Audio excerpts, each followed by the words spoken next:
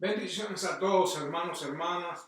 Estamos de vuelta acá con el libro de los Hechos y vamos a retomar en el versículo posterior al cual dejamos la última vez.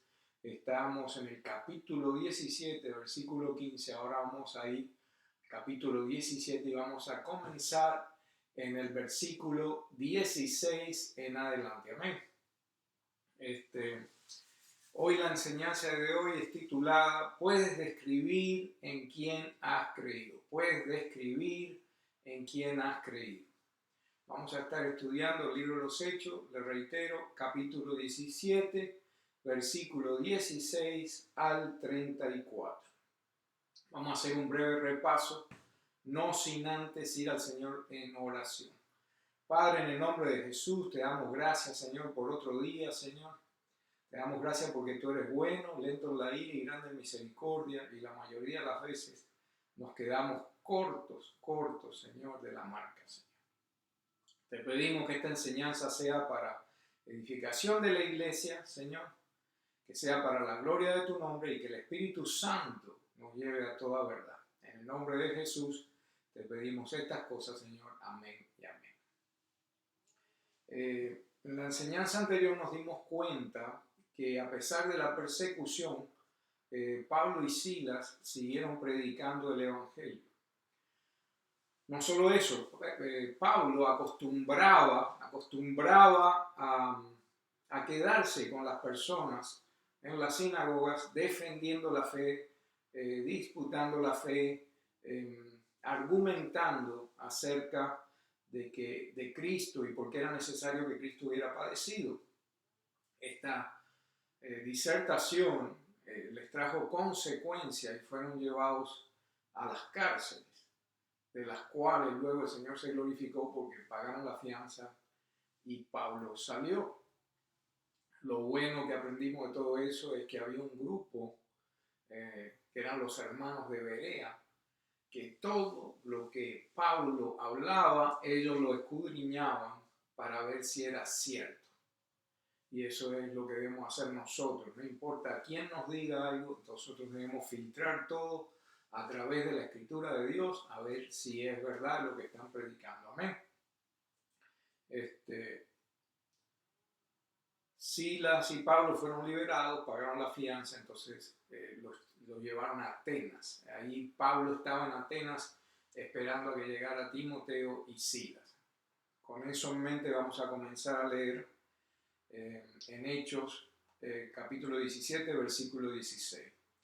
La palabra de Dios dice así: y esperándolo Pablo en Atenas, su espíritu se deshacía, dice la palabra de Dios, se deshacía en él viendo la ciudad dada a la idolatría. Así que disputaba en la sinagoga con los judíos y religiosos en la plaza cada día con los que le ocurría. O sea que vemos que era una norma, era un patrón de Pablo, que donde quiera que fuere se defendía la fe, donde quiera que fuere disputaba, hasta con los mismos de la sinagoga, a través de las escrituras acerca de Cristo, ¿no? Se deshacía el corazón de Pablo por la idolatría que encontró en Atenas. ¿Qué es idolatría? Vamos a buscar la definición. Idolatría es adoración de la representación de una divinidad, sobre todo si es considerada falsa. Amor excesivo por una persona o cosa es también considerada idolatría. La frase que Pablo usa cuando menciona dada a la idolatría, que la ciudad estaba dada a la idolatría, en el griego es la palabra kateidolos, que significa completamente dada a la idolatría. O sea que la ciudad de Atenas estaba completamente, absolutamente dada a la idolatría. La condición espiritual de esa ciudad era decadente. No solo las escrituras nos dan testimonio de la condición de Atenas, sino también había un historiador que se llamaba Luciano, y que era un orador de la época, describe a Atenas de la siguiente manera. Dice que en todos lados habían altares y templos. O sea que en todos lados de Atenas había altares y templos. Livy también era un historiador romano que describe a Atenas así. Estaba llena de imágenes de dioses y hombres, adornada con toda variedad de materiales y forma de arte. O sea que vemos que ya hay dos historiadores, dos oradores que describen lo mismo. Había otro que se llamaba Petronius, que era un mensajero romano durante el tiempo de Nerón. Dice, humorísticamente decía que era más fácil encontrar un dios que un hombre en esa ciudad. O sea que había más dioses falsos que hombres, ¿no? Nos damos cuenta que al igual que la sociedad de hoy, hay mucha idolatría, habían grandes problemas con la idolatría.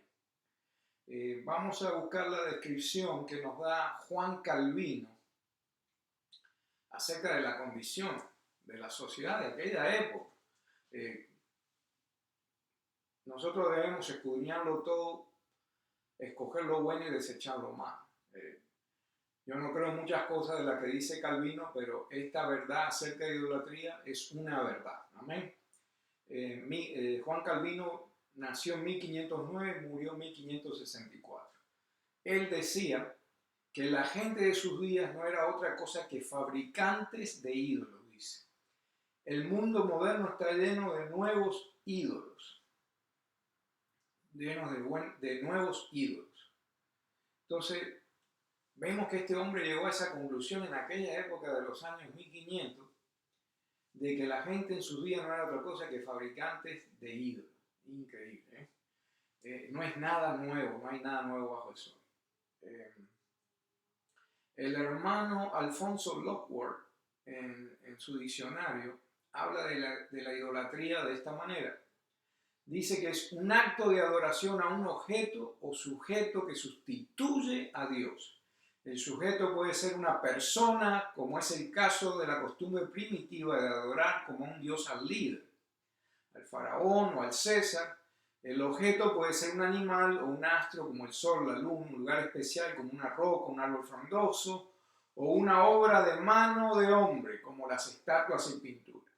El común denominador consiste en atribuir divinidad a esas cosas en sí mismas, nombrándolas dioses y dioses. Usted dirá, estábamos en el libro de los Hechos y ahora pasamos para lo que es la idolatría. Seguro. Tenemos que hacer un paréntesis, porque Pablo, el corazón de Pablo se desvanecía, se deshacía de ver tanta idolatría en Atenas. Por esa razón tenemos que hacer hincapié en lo que es la idolatría, ya que muchas veces se nos olvida que la idolatría es algo perjudicial para la vida del cristiano, porque idolatría no significa que te vas a parar delante de una estatua y adorar la estatua. Todo el mundo pone la mente en ese enfoque nada más. No, es mucho más que eso. Idolatría, puedes tener idolatría con papá, puedes tener idolatría con mamá, puedes tener idolatría con tus hijos, puedes tener idolatría con el dinero, puedes tener idolatría contigo mismo, puedes tener idolatría con el trabajo. Todo lo que se interponga en tu relación entre Dios y tú, y que sea más importante que Dios, considéralo idolatría. Te guste o no, hermano, hermana, me guste o no, Pastor José, así es la realidad. Cualquier cosa que tome el lugar de Dios, cualquier cosa que tome el lugar número uno en tu vida, ya eso es idolatría. La idolatría es abominación para el Señor. Tenga en mente que a través del Antiguo Testamento, si usted ha leído su Biblia, se da cuenta que uno de los mayores problemas que tuvo el pueblo de Israel fue con la idolatría. Amén. No hay nada nuevo bajo el sol. Prenda la televisión y va a ver que hay idolatría por todos lados. Les voy a dar unos ejemplos. Idolatría con los artistas de cine, idolatría con los cantantes, idolatría con los políticos. Ahora que estamos en elecciones, la gente pone los ojos en el hombre. Sí, sabemos que hay que votar a conciencia, hay que votar de acuerdo a lo que creemos, con los principios que creemos, y la persona que representa más esos principios, votamos por ella. Pero nunca van a sustituir a Dios. Porque Dios, al final del día, Dios es nuestro proveedor. Si usted está hoy en pie, si usted está respirando, si usted tiene un trabajo, si usted tiene dinero en el bolsillo, si usted tiene un techo sobre su cabeza, no es por el político, es porque Dios en su misericordia así lo ha permitido. Amén. Espero que haya dicho amén. Isaías también nos da una explicación acerca de la idolatría, de las personas que fabrican ídolos. Y es muy gracioso cuando usted escucha a Isaías hablar, porque es sarcástico. Y uno dice, ay, no, nosotros... No, Isaías era bien sarcástico en cuanto a sus comentarios y hasta da risa. Yo creo que si se para adelante de un púlpito a predicar de idolatría, todo el mundo se muere de la risa. Vamos a leer ahí Isaías 44, versículo 13 en adelante. Isaías 44, versículo 13 en adelante. Dice, el carpintero extiende el cordel de medir, traza el diseño con tiza roja, lo labra, gumbias, lo traza con el compás y le da forma de hombre y belleza humana para colocarlo en una casa. Corta cedros para sí, toma un ciprés, una encina y hace que sea fuerte entre los árboles del bosque. Planta un pino, la lluvia lo hace crecer, luego sirve para que el hombre haga fuego y toma uno y se calienta. También hace fuego para cocer pan, además hace un dios y lo adora. Hace de él una imagen tallada y se postra delante de ella. La mitad del leño quema en el fuego y sobre esta mitad prepara un asado. Come carne y se sacía. También se calienta y dice, me he calentado, he visto la llama, dice. Y el resto hace un dios, su ídolo, se postra delante de él, lo adora y le ruega diciendo, líbrame, pues mi Dios tú eres. Ellos no saben ni entienden, dice ahí, porque él ha cerrado sus ojos para que no vean y su corazón para que no comprenda. Ninguno reflexiona, dice ahí Isaías. No tienen conocimiento ni inteligencia para decir, he quemado la mitad en el fuego y también he conocido pan sobre su brasa. He asado carne y la he comido. Y del resto haré una abominación. Me postraré ante un pedazo de madera. Se alimenta de cenizas el corazón engañado. Le ha extraviado. Asimismo no se puede librar ni decir, ¿no es mentira lo que tengo a mi diestra?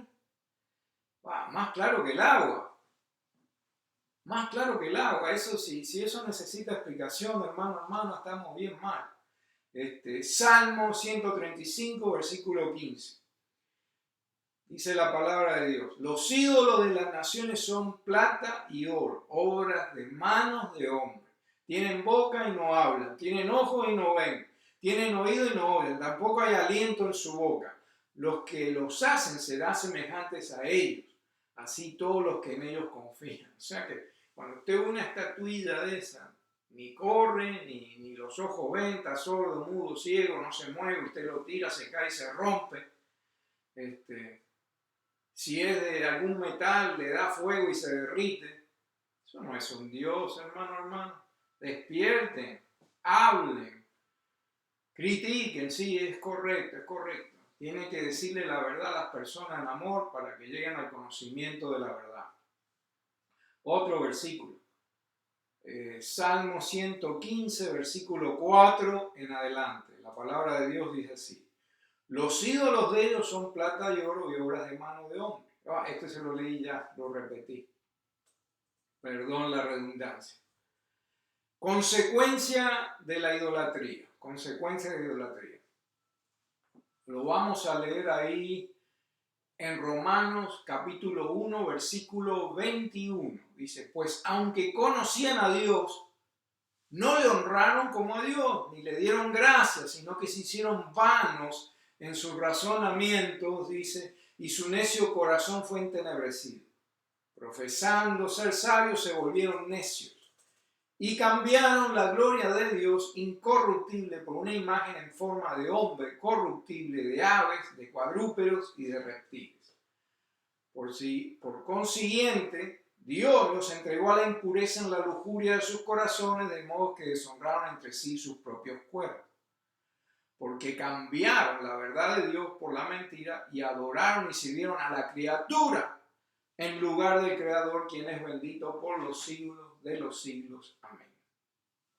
Bueno, espero que le haya quedado clara la definición de lo que es la idolatría y lo que dice la Biblia, la palabra de Dios acerca de la idolatría. Después de haber incursionado brevemente en este tema, nos damos cuenta de otro aspecto bien importante en lo que acabamos de leer. La actitud de Pablo. La actitud de Pablo para con la ciudad de Atenas no fue una actitud de juicio, de fuego y azufre caiga sobre esa ciudad maldita que vamos a acabar, vamos a orar para que el Señor la saque de ahí, la destruya. Mucha gente se creen que son muy santos y hacen eso.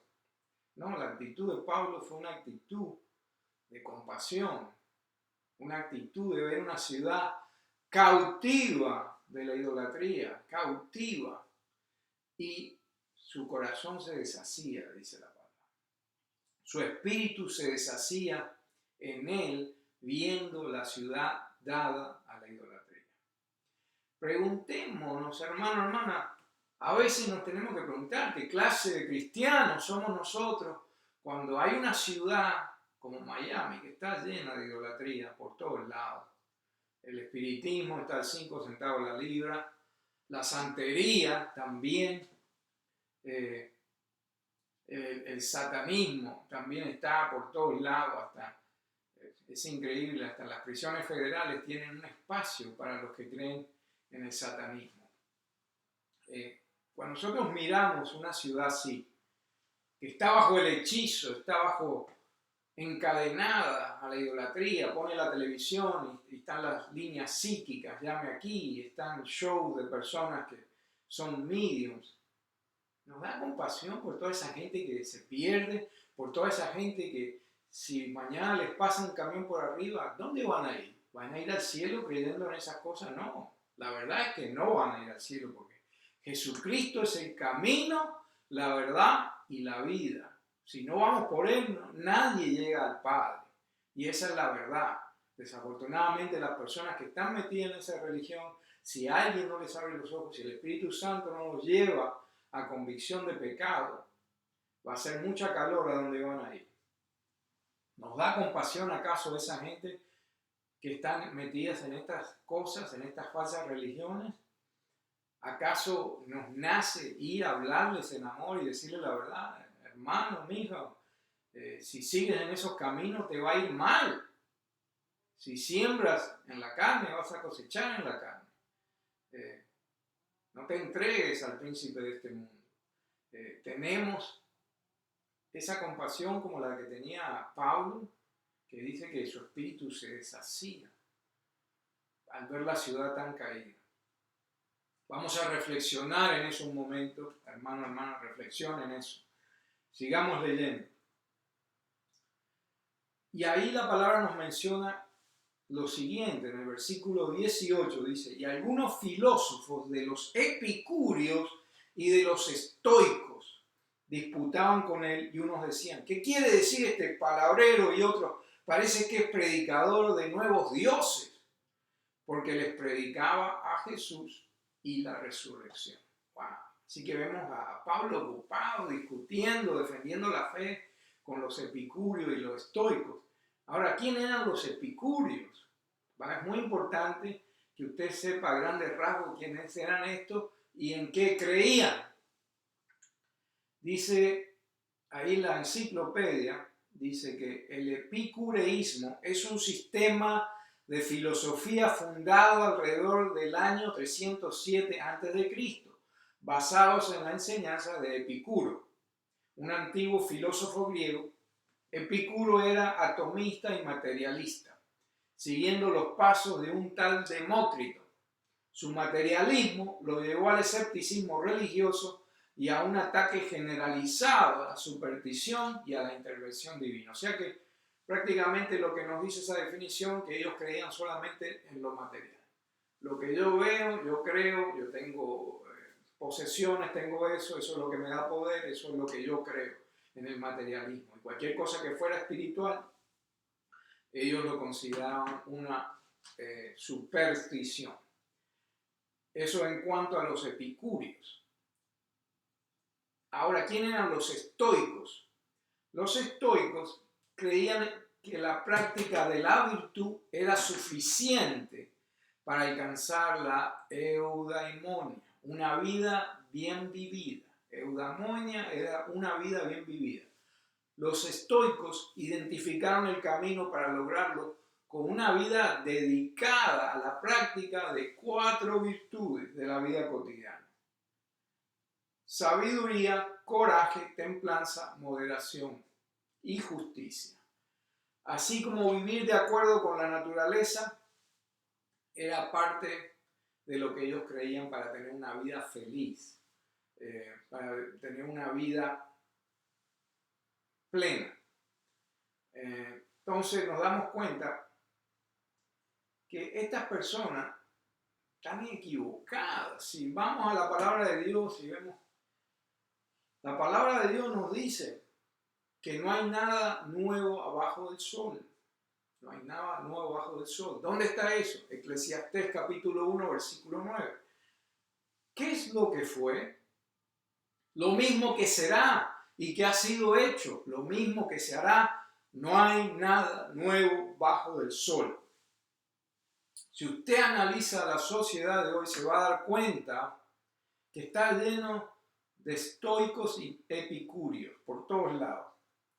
Los principios de estas filosofías antiguas todavía están dando vuelta en la sociedad de hoy. Materialismo es uno. Materialismo, el escepticismo, el agnosticismo, ser ateo, todo eso está de la mano. Solo creo en lo material, yo no creo en lo espiritual. Lo que me va a proveer es el materialismo. La materia no se destruye, se transforma. Hay muchas teorías que hay, muchas cosas. Entonces, vemos que la mentalidad es esa, el materialismo. Fue lo que llevó a florecer al comunismo.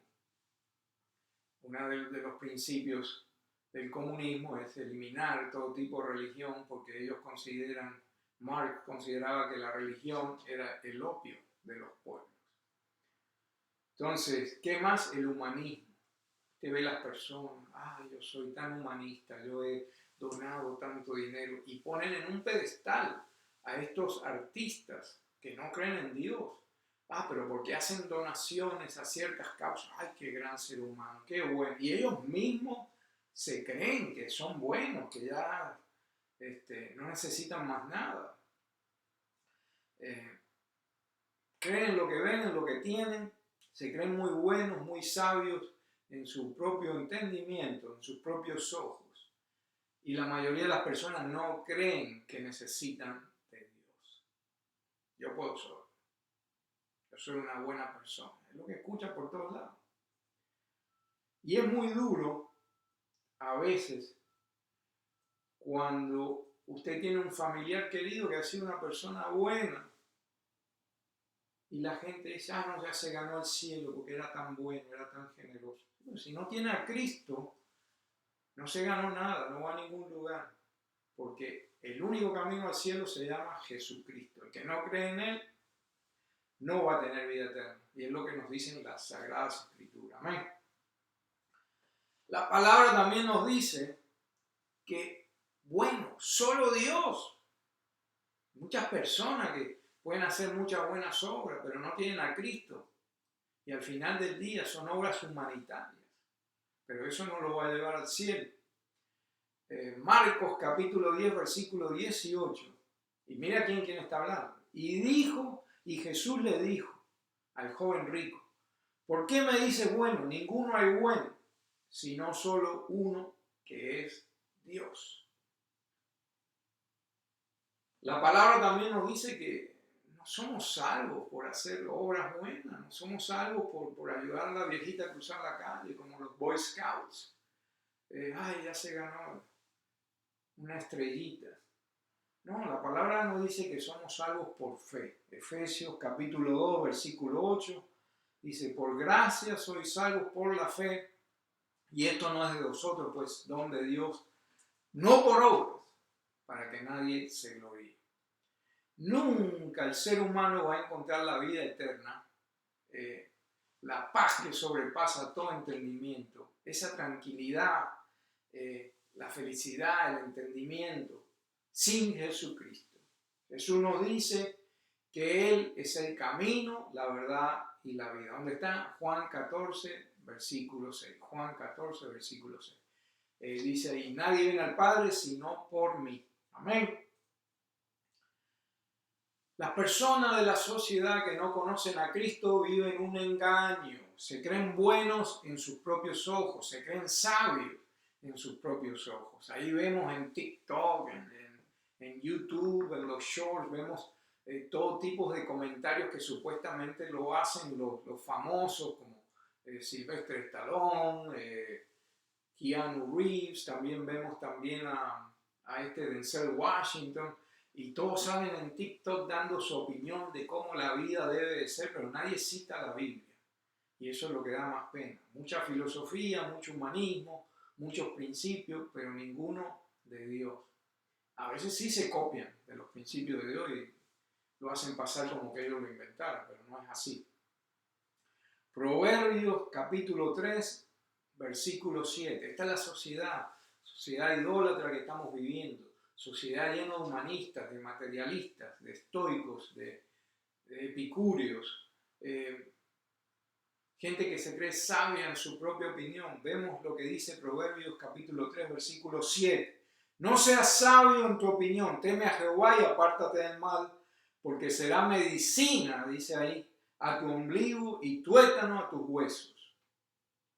Nos damos cuenta que no hay nada nuevo bajo el sol. De vuelta le reitero, la parábola del joven rico, léala cuando tenga una oportunidad. Mateo capítulo 19, versículo 16, lea la parábola del joven rico, porque Jesucristo lo confrontó, expuso su verdadero sentimiento. Y mire la opinión que tenía de sí mismo cuando Jesús le dice, haces tus mandamientos, haces los mandamientos. En Mateo 19, 20, dícele el mancebo, o sea que el joven rico le contesta a Jesús, todo esto guardé de mi juventud, ¿qué más me falta? Él se creía muy bueno, él se creía muy sabio, él guardó los mandamientos, pero Jesús le lo pone a prueba, le dice, vende todas tus pertenencias, dáselas a los pobres, coge tu cruz y sigue. Y el joven rico se fue cabizbajo, se fue triste porque tenía muchas posesiones, dice. Entonces él escogió cuál era su ídolo. Su ídolo eran las riquezas, porque no hay nada malo ser rico. Usted puede ayudar a mucha gente siendo rico. El problema es cuando usted pone la riqueza por arriba de Dios. Ese es el problema. Y ese era el problema del joven rico. Y Jesús lo desenmascaró. Toda esa bondad. Y déjeme decirle que todo el mundo tiene algo por donde cojea, una pata, como dicen por ahí, por donde cojea. Todos tenemos algo que no queremos soltar. Todos tenemos algo que no queremos soltar. Analícese, hermano, hermana, qué es aquello que usted no quiere soltar, que le impide poner a Dios en el lugar número 1 de su corazón. ¿Qué es aquello? Solo usted lo sabe, solo usted y Dios. Amén. Qué triste que es como creyentes a veces no queremos dejar ciertas cosas y las ponemos por arriba de Dios. Sigamos leyendo. Hechos capítulo 17, versículo 19. Capítulo 17, versículo 19. Dice que tomaron a Pablo, ¿no? Dice, y tomándole le trajeron a Areópago, diciendo, podremos saber que sea esta nueva doctrina que dices. Lo trajeron al Areópago, no era una ciudad, era un lugar. Dice, porque pones en nuestros oídos unas nuevas cosas, queremos pues saber qué quiere ser esto.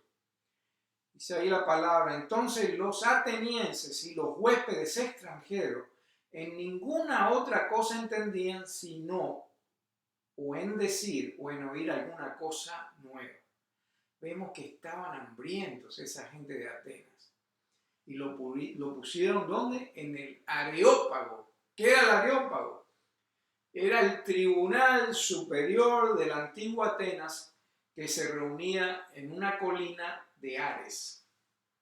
Entonces vemos que era el tribunal superior de la antigua Atenas. Ahí llevaron a Pablo, como si cogieran a un individuo cualquiera y lo llevaran a la Corte Suprema a exponer en lo que ha creído, ¿no?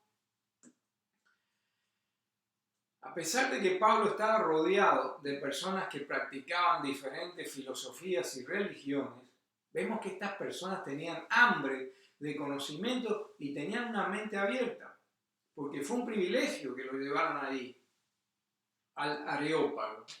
Se me va a olvidar esa palabra, Areópago. Fue un privilegio. Le dieron la oportunidad de presentar un argumento a favor de Jesucristo, públicamente, sin persecución. Y el que no dice ahora gloria a Dios es porque está muerto. Porque eso es algo de decir gloria a Dios, qué bueno, mire lo que Dios hizo en la vida de Pablo, lo llevó a ese lugar, al Tribunal Supremo de Atenas, para que hablara de sus ideas, para que hablara de quién había creído, para que hablara de Jesucristo. Y si hay algo dentro de usted, tiene que decir gloria a Dios por eso. Qué bueno, ¿no? Y se cumple palabra de Dios, que se cumple en la vida de Pablo. Y yo me imagino que Pablo debe estar pensando en esas cosas. Y la gente que lo conocía a Pablo, la gente que conocía su testimonio, debería estar diciendo, Dios está cumpliendo su palabra en la vida de Pablo. ¿Por qué? Ya lo leímos, se cumple lo que Dios le dijo a Ananías cuando Pablo recién se convirtió a Jesucristo en el camino a Damasco. Y Ananías no quería ir a orar por él por la fama que tenía Pablo, pero sin embargo Dios habla con Ananías y le dice, en Hechos 9:15, le dice, y le dijo, Señor, y le dijo el Señor, ve, porque este hombre me es un instrumento escogido para llevar mi nombre ante los gentiles, los reyes y los hijos de Israel. Y aquí vemos que ponen a Pablo en el Tribunal Superior de Atenas y él va a hablar de Jesucristo a toda esta gente de diferentes filosofías, de diferentes religiones, en un pueblo, en una ciudad donde abunda la idolatría y tiene la oportunidad de expresar, de hablar las buenas nuevas. Gloria a Dios por eso. Si Dios le da el privilegio a usted, hermano o hermana, de exponer su fe delante de la Corte Suprema, ¿qué haría usted, hermano? ¿Qué haría usted si Dios le da esa oportunidad? Piénselo un momento, si su fe está bien puesta. Volvamos a la Escritura. Hechos 17:19. Y tomándole, lo tomaron así y lo trajeron al Areópago diciendo, ¿podemos saber qué es esta nueva doctrina que dices? Estaban curiosos, estaban hambrientos. Dice ahí, porque pones en nuestros oídos unas nuevas cosas, queremos pues saber qué es esto. Querían saber, estaban curiosos, tenían hambre. Hay un mundo que perece ahí afuera. Hay un mundo hambriento de algo nuevo, hay un vacío en la humanidad que solo lo puede llenar Jesucristo. Solo Cristo puede llenar ese vacío. Pero ¿hay alguien dispuesto de nosotros de ir a compartir esa verdad? Tenemos que tener cuidado. A continuación, Pablo nos da una descripción de quién es nuestro Dios. Cuando lo ponen ahí al frente del tribunal, él empieza a dar una descripción de lo que él cree, de quién él cree que es Dios. Hay muchas personas que se excusan, yo no sé predicar, yo no sé exponer, no sé. Lea la prédica de Pablo y cópiese de la prédica de Pablo, porque es la palabra de Dios, eso fue inspirado por el Espíritu Santo para que todos nosotros lo usemos. Usted no sabe exponer su verdad, usted no sabe exponer si ha creído en Jesús, Dios cambió su vida, Jesús cambió, pero usted no sabe exponerlo. lea la palabra de Dios. A continuación, si usted no sabe describir a nuestro Dios, lea lo que Pablo dice. Si no sabe describir en quién ha creído, lea lo que Pablo dice. Aprenda de Pablo, memorícelo. Vamos a leer, cópielo, repítalo. Es palabra de Dios. Esperemos que no se esté durmiendo ahora usted ahí en la silla, con el airecito acondicionado ahí, empezó ahí. Hay gente que, cuando yo estaba ahí, hay gente que lo único que le faltaba era una mantita, ponerle ahí porque hasta roncaba. Esperemos que no sea el caso, esperemos que la palabra de Dios esté penetrando en su mente, en su corazón el día de hoy. Amén. No se me duerma. Hechos 17:22. Sigamos leyendo ahí. Y esta es la prédica de Pablo en frente a toda esa gente. Y puede hasta enumerar las maravillas de Dios ahí. Vamos a empezar a leer. Dice, estando pues Pablo en medio del Areópago, dijo, varones atenienses, en todo os veo como más supersticiosos. Acabó. Pablo acabó, le dijo, son unos supersticiosos todos ustedes. ¿Quién tiene las agallas de hoy día presentarse ante una multitud y decirle, ustedes son todos unos supersticiosos? Creo que nadie. Sigue en el versículo 23. Porque pasando y mirando vuestros santuarios, hallé también un altar en el cual estaba la inscripción, al Dios no conocido, que pues que vosotros honráis sin conocerle, a este os anuncio yo. El Dios que hizo el mundo y todas las cosas que en él hay, como sea Señor del cielo, de la tierra, no habita en templo hecho de mano. ¡Wow! Empezamos a describir quién es Dios. Empieza Pablo a describir quién es Dios. El Dios que hizo el mundo y todas las cosas que hay en él. Como sea Señor del cielo y de la tierra, no habita en templo hecho de mano. ¡Wow! Eso hay mucha gente que dirá, ay, ¿por qué dijo ese versículo? Ahora la gente no va a venir más a la iglesia, no va a venir más al templo. Porque estamos confundidos. El propósito de nosotros, los pastores, no es que la gente venga al templo ni hacer un templo más grande. El propósito de nosotros es que la gente conozca a Jesucristo, conozca quién es el Dios verdadero y que todos ustedes sean capaces de decir esa verdad. Que todos ustedes, nosotros estamos aquí para prepararlos a ustedes para que vayan a predicar las buenas nuevas. Cuando usted sale del partido de la iglesia, por el lado de la iglesia en inglés, va a ver que hay un cartel que había ahí que dice, ahora estamos entrando a la cosecha, estamos entrando a los campos del Señor. No sé si lo habrán quitado, todavía sigue ahí el cartel.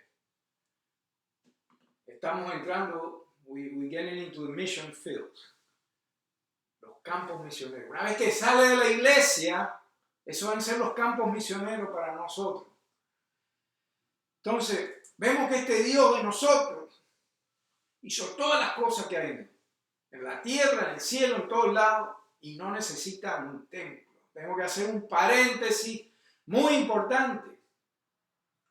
Dios es el Señor del cielo y de la tierra, y no habita en templos hechos de mano.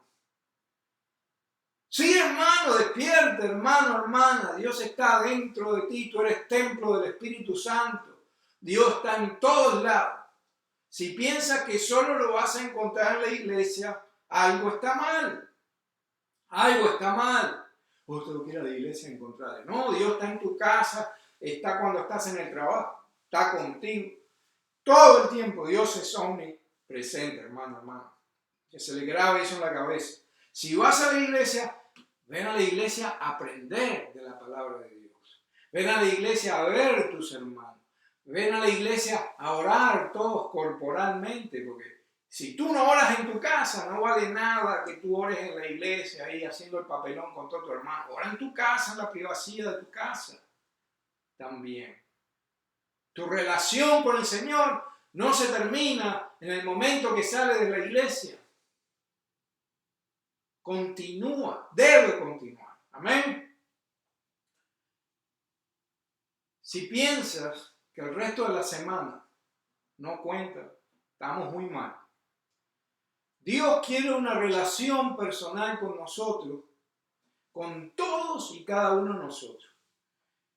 Dios quiere una intimidad, y si escuchamos las palabras de Jesucristo en Mateo capítulo 6, versículos 5 y 6, Mateo capítulo 6, versículos 5 y 6, Él nos habla de que debemos ir, nos habla de una intimidad, nos habla que debemos ir a orar en privado con el Padre, cerrar la puerta y tener una intimidad con Él. Búsquelo en las Escrituras.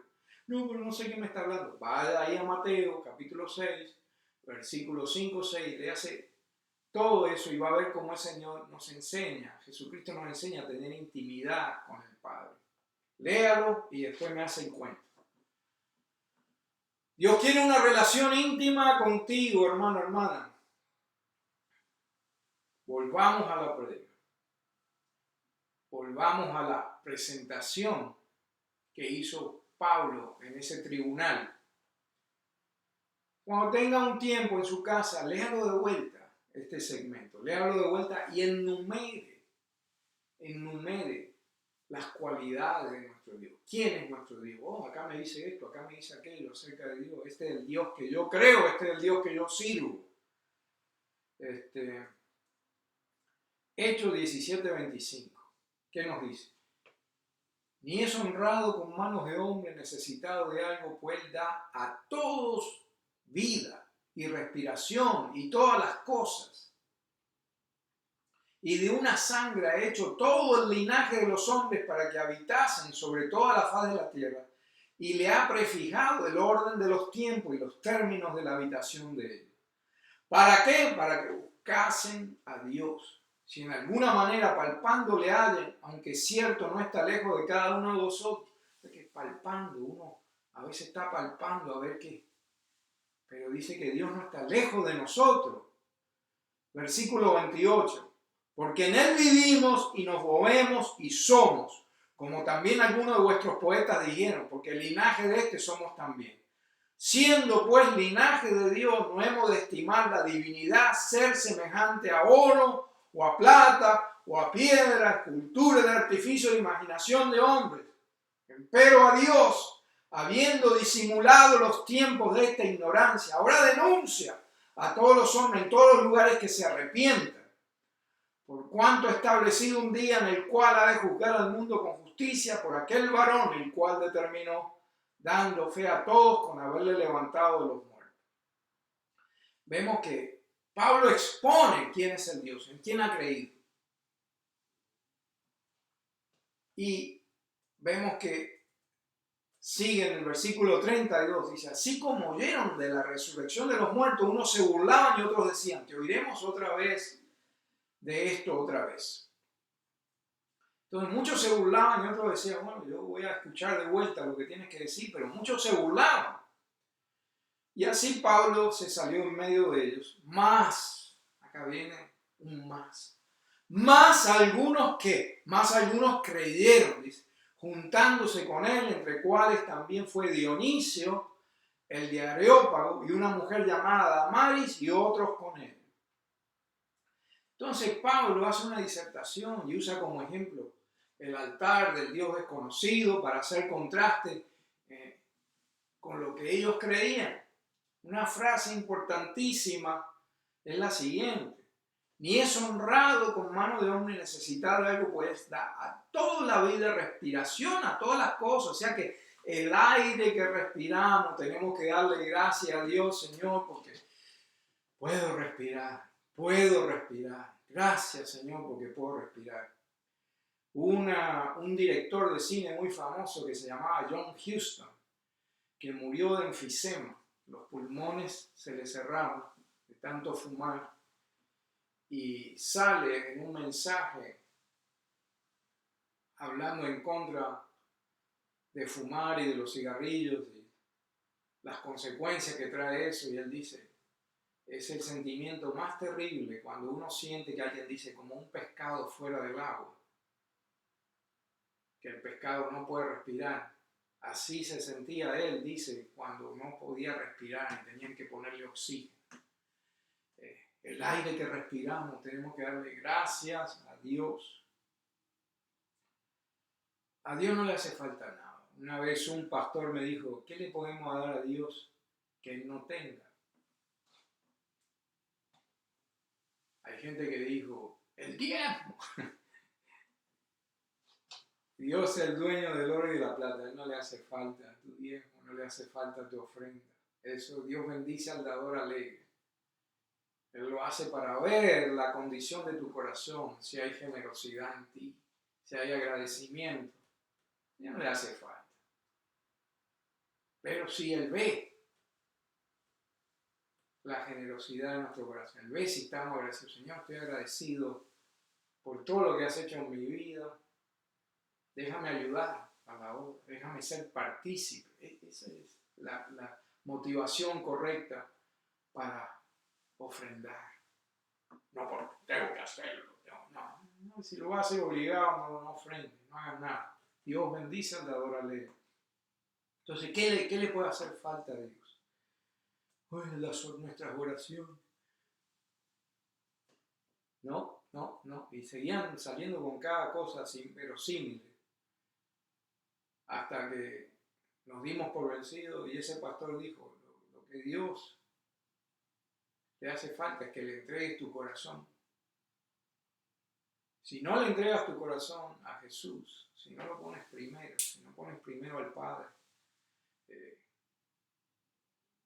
no vas a poder tener una relación con Él. Y somos bastantes hipócritas, porque cuando estamos persiguiendo a una mujer, somos completamente devotos. Le hablamos, le ponemos música, le traemos flores, chocolates, la escuchamos. Déjame ver qué es lo que tiene. ¿Por qué? Porque estamos tan interesados que hacemos cualquier cosa. Si tuviéramos la misma actitud para con Dios, nuestra vida cambiaría de un día para el otro. En un segundo, en un pestañear de ojos, como dice la palabra, nuestra vida cambiaría si lo pusiéramos a Él primero sobre todas las cosas. Dios está en todos lados, hermano. Hermanas, es omnipresente. Dios está esperando que extendamos nuestra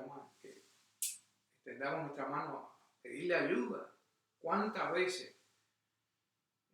A mí me gusta mucho explorar, me gusta mucho caminar. Y a veces me he encontrado en una cañada, en la parte de abajo, y un compañero me ha tenido que jalar, ayudarme a subir.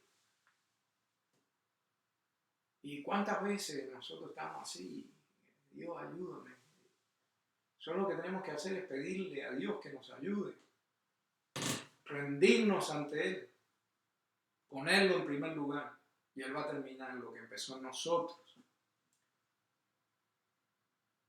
Pablo llama a todas estas personas que estaban ahí escuchando al arrepentimiento.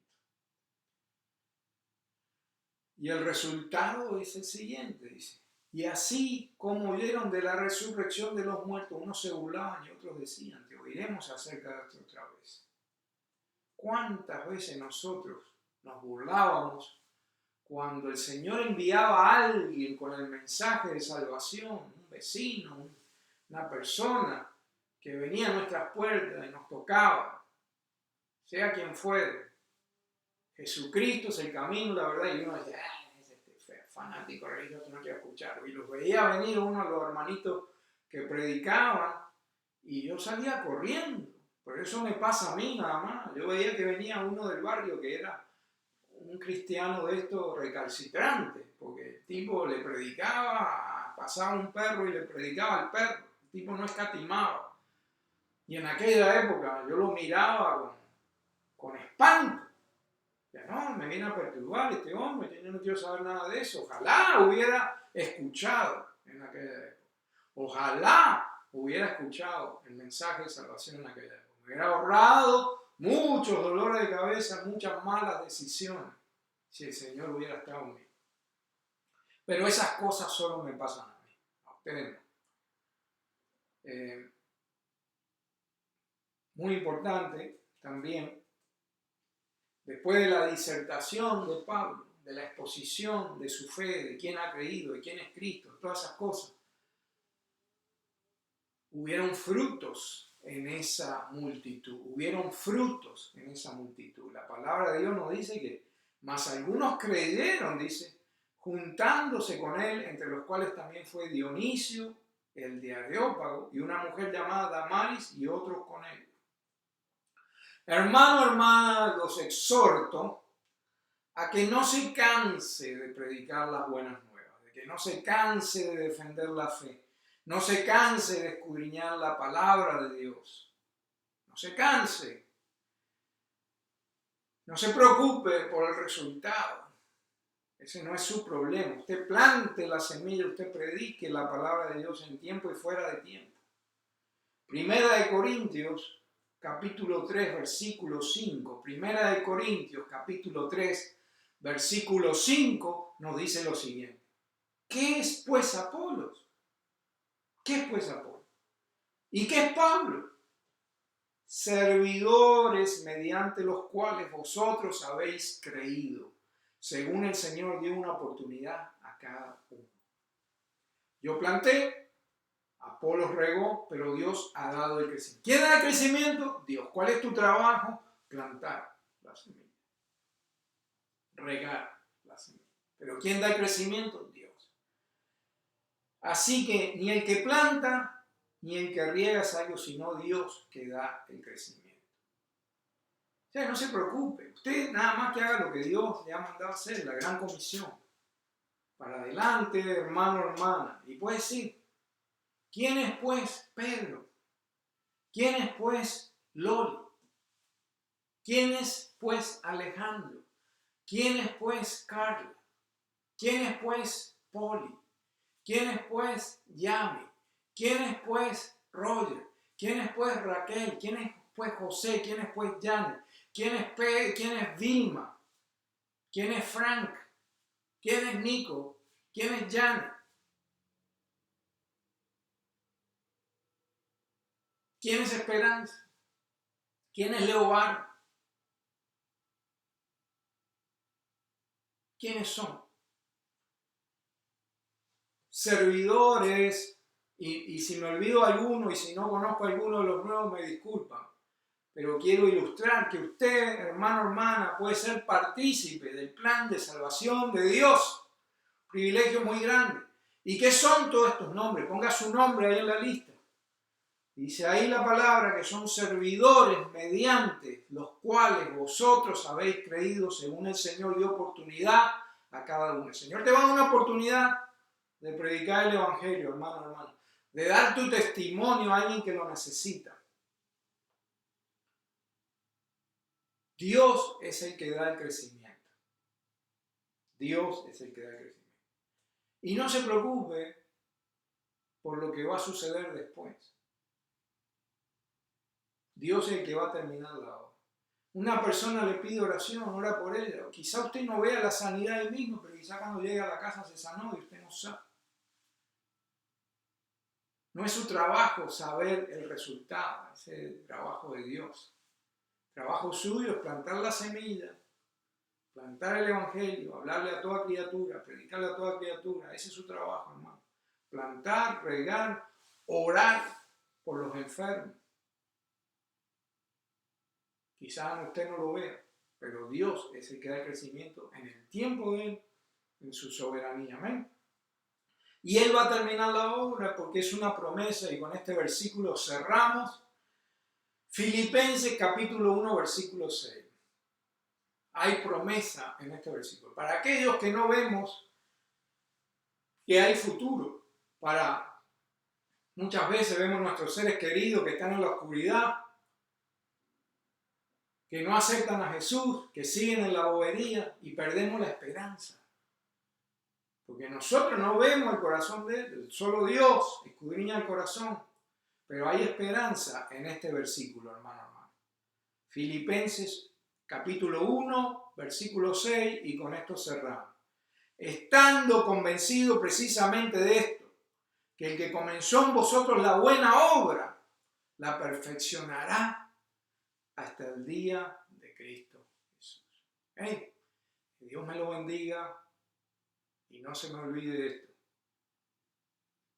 ¿Está dispuesto usted a compartir en quién ha creído? Que Dios me lo bendiga. Hermano, hermana, nos vemos la próxima. Bendiciones.